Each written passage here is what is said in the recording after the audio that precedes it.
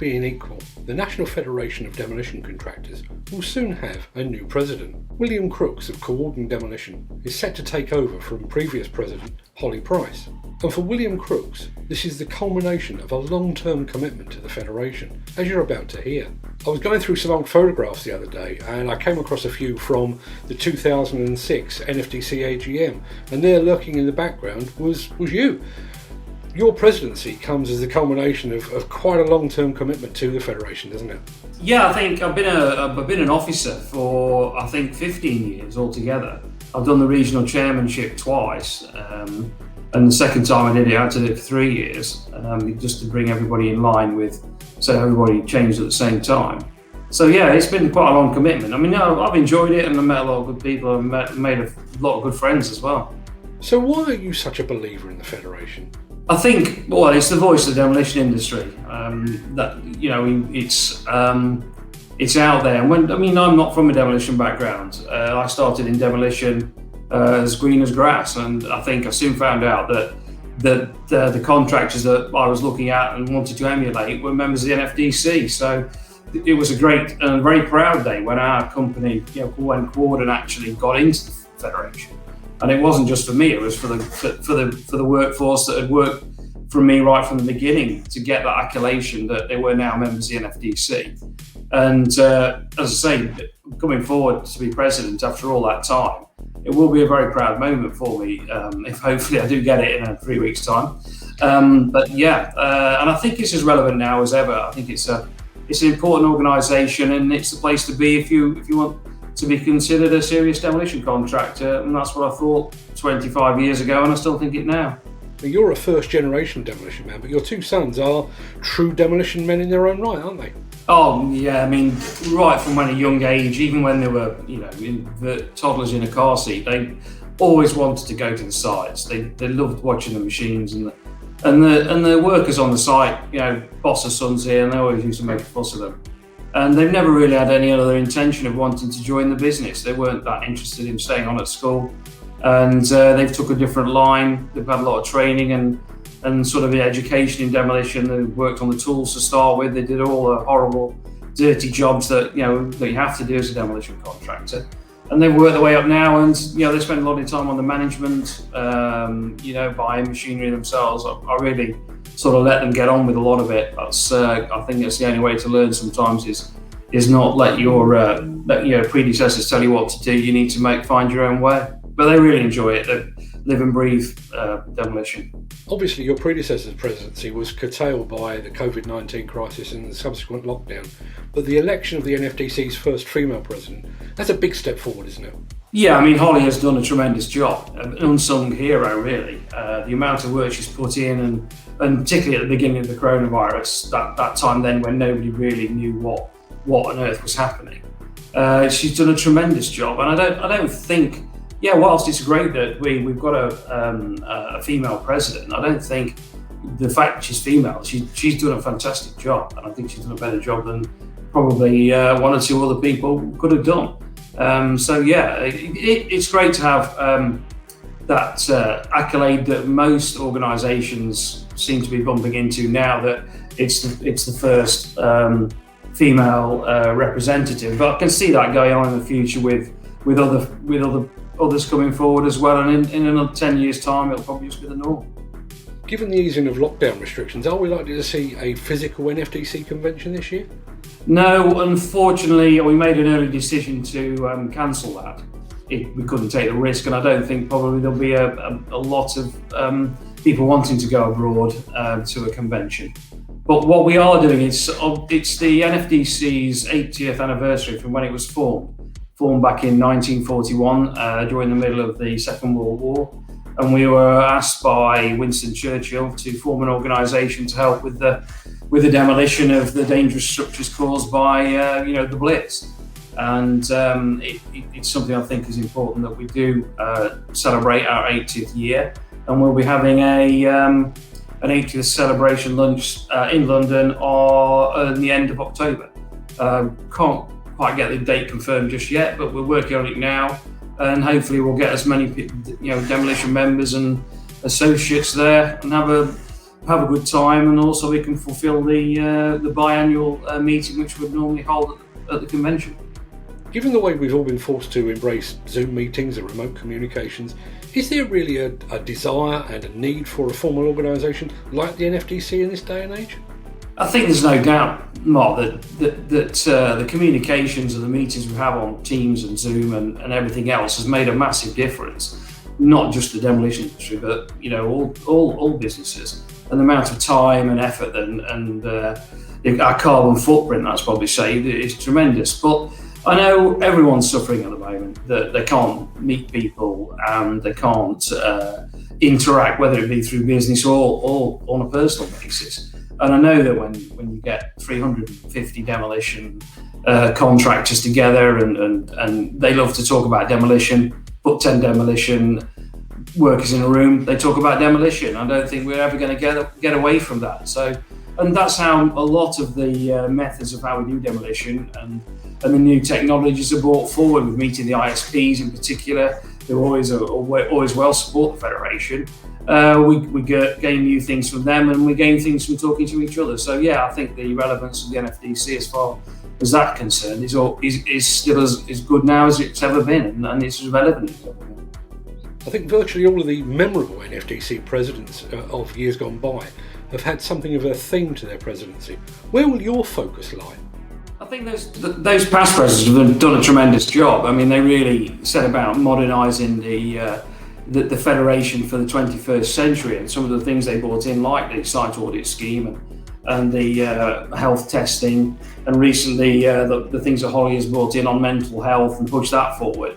I think it's really pushed us into being a very modern organisation, so as I see, I don't see the president as being as presidential as they used to be. I think it's all about the members now, and making sure that the members' voices are heard, whether you come from the very north of Scotland or whether you come from the tip of Cornwall or the centre of London. So I think that's an important part of the Federation now, is to make sure that we communicate properly and that the message gets out there. So to me, yeah, I know there's some fantastic characters and they've done a tremendous job, but I think at the moment, particularly with coronavirus, I think it's time for a steady hand at the helm to make sure the NFDC carries on its modernisation and forward into the rest of the 21st century to last another 80 years. It's an interesting period for both the NFDC and the IDE, with both presidents now coming from the Midlands region. That really shows the growth and the influence of the Midlands region, doesn't it?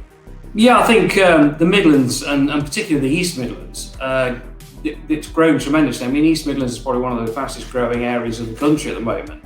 And the three cities, Derby, Leicester and Nottingham, you can see that from that growth there, that the demolition contractors, who were regarded a couple of years ago as more of a local firm, have now embraced that and grown in size, and we're doing contracts all over the country. And I know that Richard at AR and Melvin at Total and ourselves, we work all over the place, and we're becoming larger companies, and our reputation's growing, which can only be good not only for ourselves but also for the East Midlands and the Federation. And it's good to see some people from that area of the country at the top of the tree, as it were, in both the IDE and the NFDC. Now, your opposite number over at the IDE, Richard Dolman of AR Demolition, made the industry headlines recently when he came clean about an incident he'd suffered on one of his sites. And it's not so long ago that you were facing media scrutiny over an incident on one of your sites. So do you share Richard's concept and idea that we need to be more open and more transparent about near misses and accidents? Oh yes, 100%. I mean, Richard, I know he's always promoted that right from years ago, before he was on the line to be president of the IDE. And I think it's something I totally agree with. It's the only way that this industry can learn from its mistakes is by investigating them and getting some of the points out there, so the rest of the members and the demolition industry in general can to look at those. So I think the NFDC have already talked about that, in the past. And from some of the investigations we've made, even in the last 12 months, we've put some the news you can use, which is on our website and goes emailed out to all our members. It gets out there, and I think that's going to be even more to the forefront in hopefully and definitely in my presidency. And we've allocated the budget through the Finance Committee to embrace more of the health and safety side and spend more time on that. So yeah, I totally agree with Richard. I think he's totally correct on that, and I think it's the way forward. Now, we are speaking just as the 5th anniversary of the Didcot disaster has passed. I'm not going to ask you to comment on the incident itself, but 5 years is a hell of a long time, isn't it? Given the relationship between the NFDC and the Health and Safety Executive, is there any way that you can bring some pressure to bear to get these fatalities and accidents investigated in a more timely fashion?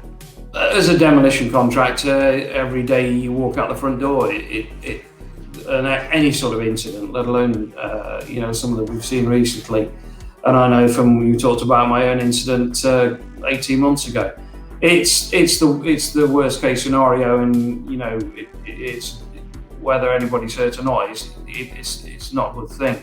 And our hearts and as demolition contractors and workers go out to all the families and friends of the people who have been either hurt or even killed in any demolition incident. And we looked at the one that we've seen in America just recently, even across the water. I think the demolition industry has looked at that, and our hearts go out to those people. As far as the HSE is concerned, they've got an enormously difficult job, and they're linked obviously with the police if there's a fatality, and it takes time to investigate it. And in an ideal world, it would become a lot, conclusion a lot quicker. But the amount of technical knowledge and expertise that is required to look at some of these incidents, and then you've had the sort of getting enough evidence and to make sure they do a proper investigation. And they do get that investigation right. And not only that, it's important, and it can take time. And I don't think, we had a recent conversation on HSE Forum, which the NFDC does with, I think every 6 months with the HSE. And we had a quite good conversation there between Holly and myself and Howard and a representative from HSE. And we talked about that then, and we couldn't make comments on it because they were still investigating. And I think he made valid points that if they don't get it investigated right, they're on hiding to nothing. So yes, it's going to take time, and I think we just have to sort of grit our teeth and bear with that. And then hopefully, when we do get any resolution to any incident, including the incident that I've had, we then can go from that and get the points out there to teach the members and inform the members more about it. So, final question, William. Imagine it's your last day as NFDC president and you're looking back over the past 2 years in the hot seat. What would you hope to have achieved? I think the biggest thing is that when the members say, well, William did a good job, I think he can't do much more than that. And that's important to me. But there's some things I want to do. I think it's important, and I think we're missing a trick with our representation to the government. I think we've been working on that, and I know Holly's been working on that recently, to get a link to the government and from them to us and us to them. It's important to keep that channel open, so that if we've got problems, we can speak to someone within government to try and get those problems on the agenda. And I think if they want to, if any government wants to get information on demolition, I mean, they normally come to you, Mark. So after I heard you on Radio 4 a few weeks ago. But I think it's important that we open those more. We used to have a parliamentary representative, and I think that's something I'd like to see in place by the time I left as president. And secondly, I know I always try and look forward. It's just the way I am, but it's great to look back into the past. And this organisation was formed during, as I said earlier, in the Blitz. We were asked to form by Winston Churchill to help out. And many of our members at that time, and other demolition contractors and workers, risked their lives and unfortunately lost their lives in that period of time. And I would like to see some form of recognition of that, which would either form part of a memorial somewhere, and even to be able to, on the 11th of November, do the war pass at the Cenotaph. There's plenty of other contractors and workers that do take part in that, and I think it would be time that an organisation asked to be founded by Winston Churchill had that opportunity. So that's another thing I would like to see before I finish.